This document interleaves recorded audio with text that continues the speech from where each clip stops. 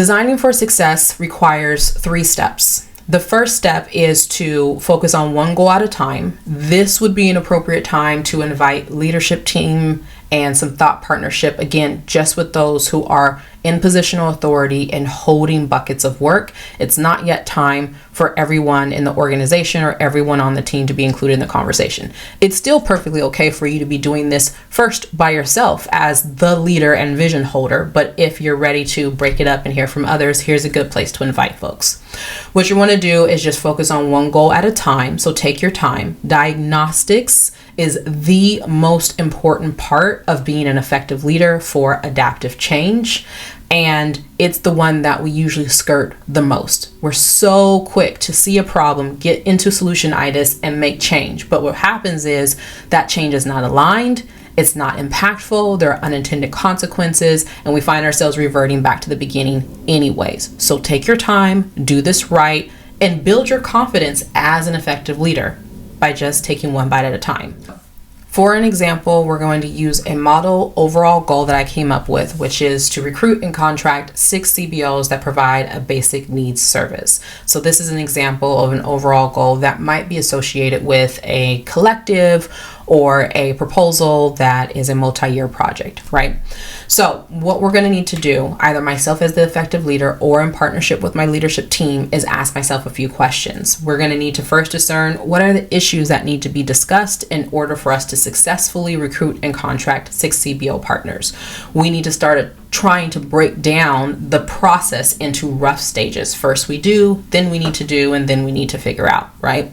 And then it's also important to discuss who actually needs to be a part of the conversation. It is not appropriate to have everybody in every conversation. That is something that stymies progress. So it's important to think about who actually needs to be a part of this conversation and be brave enough to set those parameters. A couple tips that I have is that when I design for success, I find it effective to think about the barriers. What are the barriers between where we are as a team and where I need people to be in order for them to give me what I need from them? This lesson was first taught to me through experience when I was a parent volunteer, and I would be invited into opportunities because the system said, we want to be collaborative, we want you to be a partner, we want you to be a part of the decision making and the process. The issue is that I am not a system leader. I did not go to school to be an educator or a district leader, and my day-to-day work experience does not put me in the same positions as the education system leaders does. So to invite me into a room and then just ask me some questions and ask me for my feedback on what you're doing is not supportive. It doesn't set me up for success because I have no context for what you're offering me. And so if you say you truly want to partner, then let's set the groundwork for true partnership. It's important to think about, what does your team need to know? What does your team need to understand before you're asking for certain levels of input or for people to make certain decisions? So that is an example of what I mean by just thinking about what are the barriers, where are the gaps that you have discerned as the leader that need to be filled in order for your team to give you what you're asking for.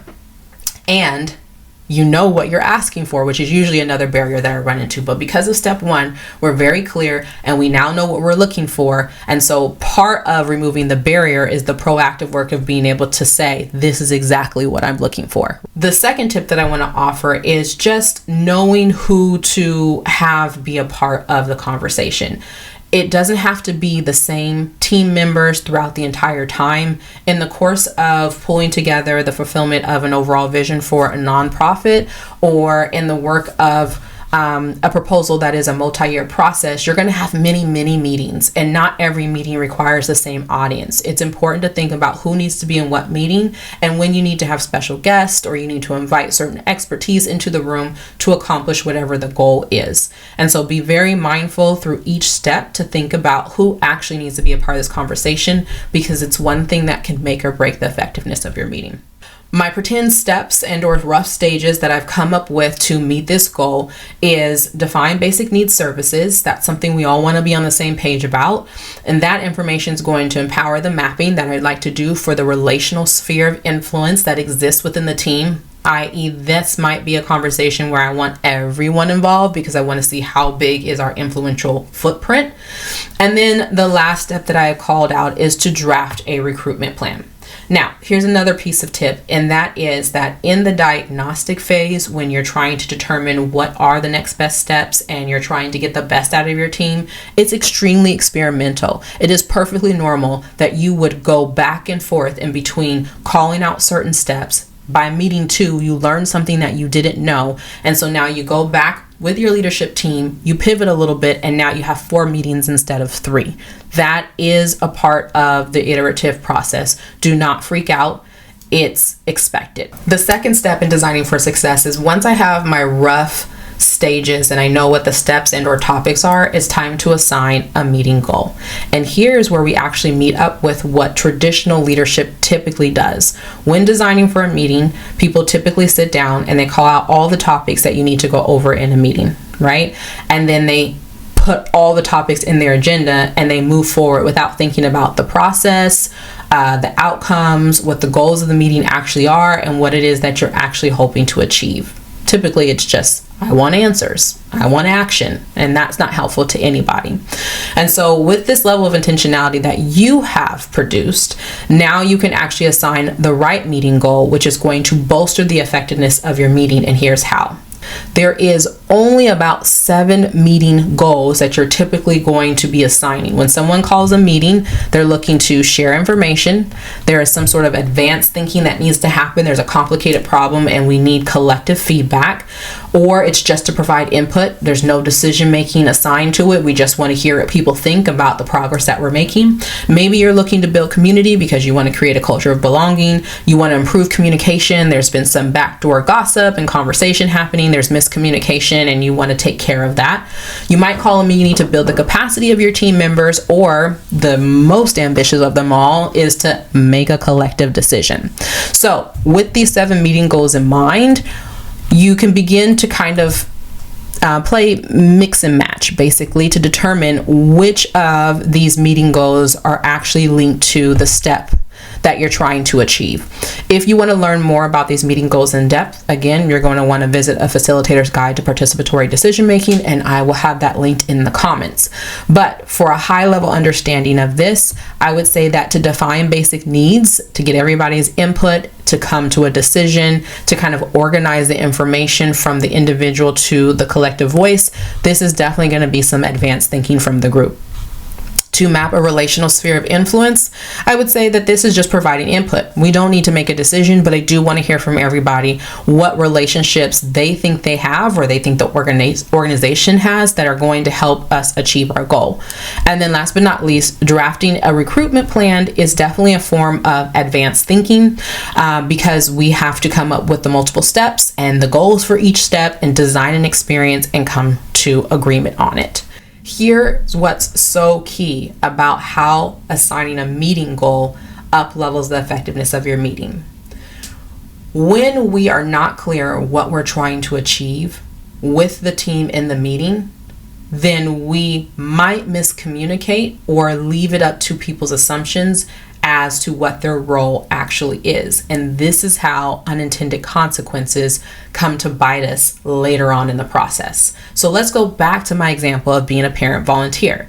Not only did I come into a space that I have no context for, and you're asking me questions that I can barely answer, but I do my best because I'm happy to be here. But now you have not communicated with me what it is that you actually want from me.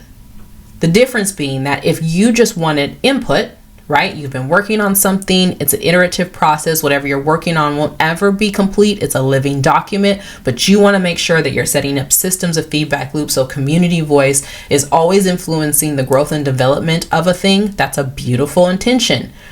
But if I don't communicate that that's exactly what we're doing and you are here to help provide that input, we're not making any decisions today, then I might assume that because you want partnership and co-decision making, that I'm here to tell you what I think. And if I don't understand what you did with my feedback, or I don't see my thoughts reflected in the decisions that you made, then I feel tokenized. I feel like my time was wasted, that you lied even, and that it was just for naught. Why did you invite me in? To check a box, right?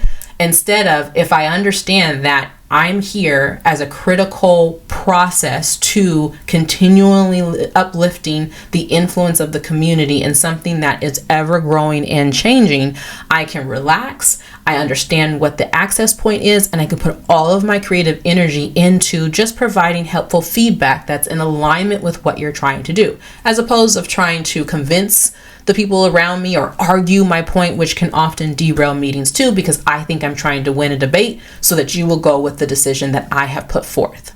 So let's move on to step 3. Step 3 is where you actually get to apply the activity or the process that's going to help you be successful in this. And now you have the most effective agenda design possible, because you've thought about all of the 3 key components of what it means to be successful. We have a clear ask, we have provided the context, and we have assigned the goal, so we know what it looks like when we're successful. And now we're going to add the process, which helps to support the experience and the way in which you're going to guide your team through to giving you ultimately what you want. Now, what I like to do here is just pull out my resources. I've got multiple books, there's websites I like to visit, and then there's just things that I've learned either by participating in really great facilitated meetings or by facilitating meetings in my past. I mean, I've been doing this for just about 10 years. So what I do here is just think about what's the best activity or process that is going to help me achieve the advanced thinking that I need from the group and ultimately help us define what basic needs services are that we're looking for, right?